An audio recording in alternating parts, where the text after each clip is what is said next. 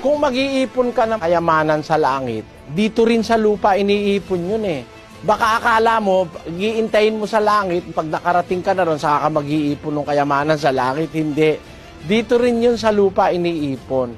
Basahin natin sa Mateo 6, versikulo 19. Huwag kayong magagtipon ng mga kayamanan sa lupa, na dito'y sumisira ang tanga at ang kalawang, at dito'y nanghuhukay at nagsisipagnakaw ang mga magnanakaw.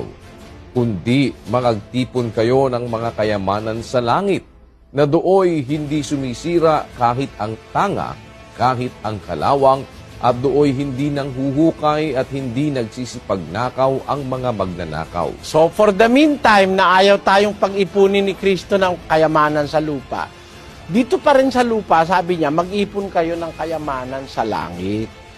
Dito rin natin gagawin yon. Kaya, ang pag-iipon naman ng kayamanan sa langit, alam mo ba kapatid kung ano yung kayamanan sa langit? Kayamanan sa langit, yung mabubuting gawa na ating dapat na gawin sa buhay. Habang buhay tayo, ang iipunin natin hindi pera, kundi yung gawang mabuti. Mabuting gawa sa asawa, sa anak, sa kapitbahay, sa kapwa-tao. Lahat ng ating makakasalunga sa buhay, kailangan gagawa natin ng mabuti. Yun ang pag-iipon ng kayamanan sa langit. Sapagkat yung kayamanan sa langit, yun ang kabutihan na iniipon mo sa puso mo.